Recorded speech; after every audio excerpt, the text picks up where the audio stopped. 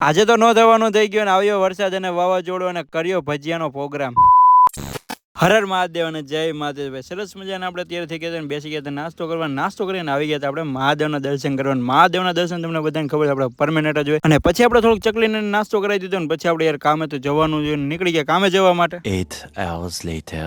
અને આજે તો ભાઈ કામ ઉપરથી છૂટીને નીકળી ગયા હતા ઘરે જવા માટે. પણ ઘરે કેમ જવું ભાઈ, સાથે પવન અને વરસાદનો ભાઈ જે છાંટા હતા એ તો મોઢા પર એવા લાગતા હતા ને કાકરા ગોળ. એની તો વાત જ પૂછો માને, વીજળીના કડાકા ભડાકા. ફાઇનલી ભાઈ જેમ તેમ કરીને આપણે ઘરે પહોંચી ગયા હતા ને બેગ મૂકી દીધું નીચે. અને હજી તો આપણે ભાઈ બેગ નીચે મૂક્યું ને ત્યાં તો મમ્મીને કામ આપી દીધું કે આજે વરસાદ આવી ગયો છે કે ભજીયા ખાવાનું મન થઈ ગયું છે. તો પછી કે તું થોડુંક ભીનો છો કે એને સામાન બધું લઈએ. તો મેથી મરચા લઈને આવી ગયા હતા આપણે ઘરે. અને ઘરે આવ્યા પછી તો આપણે ભાઈ સરસ મજાના પેલા ફ્રેશ થઈ ગયા હતા. કેમ કે આ વરસાદમાં આપણે પહેલા થોડીક ઠંડી બહુ વાતી હતી. અને આ વરસાદમાં કોણ કોણ ના આવ્યું તો મને કોમેન્ટ કરી દેજો. અને પછી ભાઈ મમ્મી ને બેન લાગી ગયા હતા મિશનમાં. કેમ કે આજે ભાઈ આપણે ભજીયાનો પ્રોગ્રામ બનાવવાનો હતો. અને કોણે ભાઈ આ માવઠું હતું ને આજે વરસાદ આવ્યો હતો, કોણે ભજીયાને એવું બનાવ્યું હતું મને કોમેન્ટ કરી દેજો. અને અમારા ભાઈ સરસ મજાના ભજીયા બનવાનું કામ થઈ ગયું હતું ચાલુ. ને પછી હું પપ્પા બેસી ગયા હતા ગરમા ગરમ ભજીયા ખાવા માટે. કેમ કે ભજીયા ખાવાનું ભાઈ મજા હોય ત્યારે જ આવે જ્યારે ગરમ હોય ને ત્યારે.